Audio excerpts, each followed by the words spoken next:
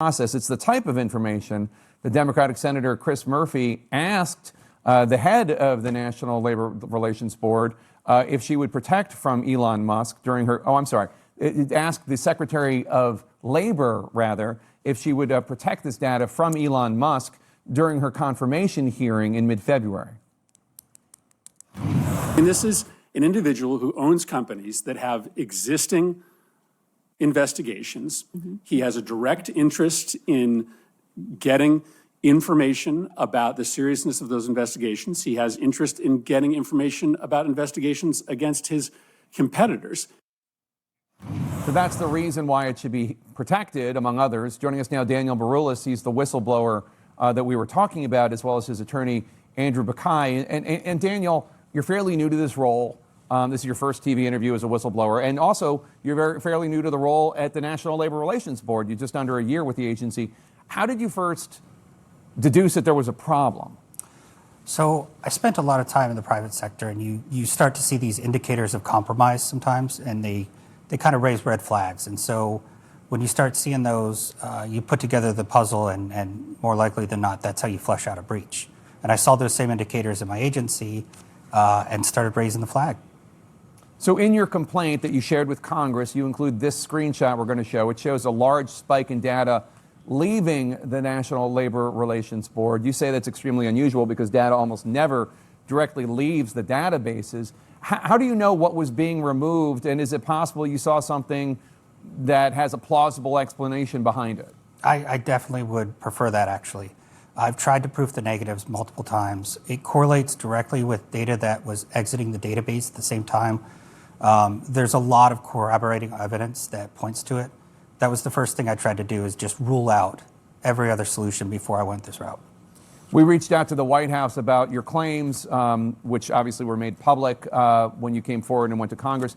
You got this statement, quote, "It is months-old news that President Trump signed an executive order to hire DOJ employees at agencies and coordinate data sharing. Their highly qualified team has been extremely public and transparent in its efforts to eliminate waste, fraud, and abuse across the executive branch, including the National Labor Relations Board," unquote. What's your response to that? So I believe that if that was true, we would have access to the code that they're running. We would be able to see these things that they're hiding. I don't believe that there's transparency, and that's all I'm asking for here. And Andrew, give us the view, the 30,000-foot view here, because obviously this data could be beneficial to others, either corporations or even a foreign actor with malign intention. How do you know that?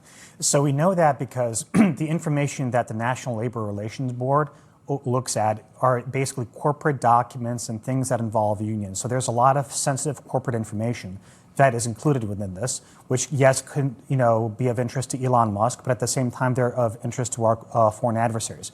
I'd like to step back for a moment and talk about what the larger implication is here. So this is happening at the NLRB, at the National Labor Relations Board. But Dan is brave enough to come forward, and there are others within the government that I've talked to and that we've talked to who have seen something identical as this. There are two data points that I want to point out that should give everybody pause. The first thing, what Dan witnessed, was that within 15 minutes of DOJ employees creating user accounts, i.e. usernames and passwords, within 15 minutes of those accounts being created, somebody or something from Russia tried to log in with the right username and right passwords, that is to say, the right credentials. And that happened over 20 times. The second data point, which is really critical, is that DOJ has also been using Starlink as a means to exfiltrate data.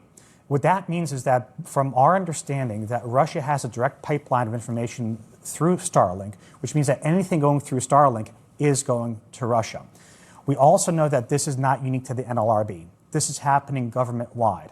And then the other thing that I wanted to flag for everybody is that right now, and I don't want to say that this is intentional, it could very well have been a mistake, is that critical infrastructure databases in many government agencies, as we understand it, have been exposed to the open internet, which includes critical databases at the Department of Energy, which includes a lot of our nuclear regulatory agency material. So right now, the real concern is that this is not unlike Chernobyl, and all of the control panels lighting up after the meltdown. This is serious, and I just want to commend Dan for logins coming from. And we saw blocked ones from Russia using that account. You also told our producer that shortly after sharing your concerns about a potential breach that you received a threat at your home, including photographs. So what did the photographs show? Was there a message? The message was clear, although poorly constructed. It was to stop looking, stop reporting. The pictures were of me walking my dog from above. Basically, a satellite photo? No, it was actually taken by a drone. Yeah. What's really disturbing about all of this is that we had somebody literally either themselves or have somebody go to Dan's home and tape a threatening note, a menacing note, that included a lot of personal information. Look, this isn't a drill. This is not the same, type of drama that you've seen before or culture war distractions. We're talking about a national security breach with real world consequences. I warned you guys before when we saw the amateur hour mess with Doge. It was only a matter of time. And now it's here. And what the MAGA movement has done to America, honestly, it's like you asked your neighbor to house sit for a few days and instead they left your front door wide open for 3 months. And not only that, they told everybody, hey, come on in. Now you've got strangers walking through your home, flipping through your drawers, looking at your phone book, your notebook full of passwords, your social security card. You don't even know what they touched or copied. That's what MAGA just did to this country. They let our enemies walk through our most sensitive systems like it was a damn open house.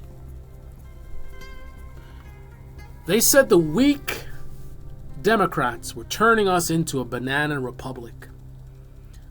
Nope. It's MAGA that have turned this country into a banana republic. They gutted departments, hired cronies, ignored red flags, and left us exposed. On purpose. Or through sheer recklessness. It doesn't matter anymore. The damage is done. Now it's open season on our infrastructure. CIA ops compromised, military secrets exposed, nuclear databases online. People are being deported for saying the wrong thing. Trump is now floating the idea of deporting citizens, judges, journalists, educators. Anyone who challenges the regime is being targeted. And these liars spent years screaming about the deep state. They are the deep state now. Who do you think is threatening this whistleblower? Who went to his home, taped a note to his door, stalked him with a drone? Think about it. That's not just some rogue MAGA fanboy. That's organized. That's systematic. That's state power turned inward.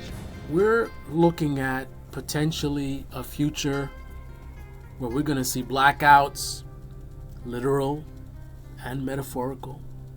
Our air traffic control system, vulnerable. Nuclear plants, exposed. Missile systems, at risk. When this all comes crashing down, it's not going to be a slow burn. It's going to be chaos. And here's the thing. People will die. It's not a matter of if, it's when. I'm begging you. Remember, who's still promoting MAGA in 2025? Remember their names, their faces, their tweets, their shows. Because when that very dark day comes, and it will come, I want you to know exactly who pushed us over the edge. I know things already look bleak, but this is just a prelude. What's coming is worse. But the one thing we can do is make sure these parasites never get a second shot. When the collapse hits because of them, we end their careers. In politics, in media, they don't get to rebrand. They don't get to pivot. They're done. Because they didn't just drop the ball. They handed it to our enemies and smiled while doing it. This is not a joke. This is not Trump derangement syndrome. This is not someone being overly emotional or trying to get views, trying to get some drama, No, this is real. I've been saying for years that Donald Trump represented a major national security threat. This is exactly what I was talking about. A lot of people didn't get what I was talking about. They were, what you talking about? He's a threat. This is what I was talking about. Let me leave you with this. In 2015, there was something called the OPM hack. Hackers believed to be linked to the Chinese government breached the OPM. That's the Office of Personal Management. They stole records on over 21 million people, including background checks, fingerprints, security clearance info, social security numbers, family, travel, financial histories. That gave a hostile foreign power detailed personnel files on U.S. military intelligence and government employees. Our agents were compromised. They made a lot of people vulnerable to blackmail or worse. You know, for years, I thought another 9/11 was coming. I know a lot of other countries hate us. And nothing happened. Nothing to that level. We haven't had a major terrorist attack in this country in a very, very long time. That's what we got from the Obama administration, the Joe Biden administration, and even the Donald Trump administration, when there at least were some professionals around him, and it wasn't just a complete clown show, even though it might have felt like that. What do you think happens when we fire so many of our FBI agents? We have all these clowns at the tops of these agencies. We're dealing with people that don't care. We have a drug addict with so much power. This guy's literally a drug addict, unhinged, very insecure. And yet he has so much access, and the guy obviously doesn't care about any of this. When you have a member of your team that breached security from a previous employer, and you find this out and you keep them, who else does that? And keep in mind, the very people who talk about they're supporting this Doge effort because of how bad the government is, our government was nowhere close to this bad, right? You could say all the negative things you want about our government, but our government previously would not maintain someone on staff who was found out to do a major security breach like that. First of all, they wouldn't have gotten hired because they would have failed the background check. But here we have a group of people not doing background checks. But then even after they find this out after the fact, keeping the guy on staff. Zero fucks given about national security. That is who we have in the White House. That is who MAGA put in the White House. These MAGA influencers are burning this country to the ground, all while waving those goddamn flags. They're frauds, they're traitors, they're parasites. Never forget. Remember, I want you to pay particular attention to, after everything that's happened in 2025, the people who still are so greedy they would let the country burn, all for another click. Anything for the views, right? Fuck all of us, the citizens of this powerful country.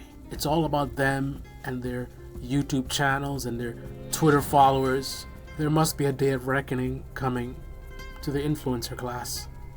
They must pay for the damage that they've done.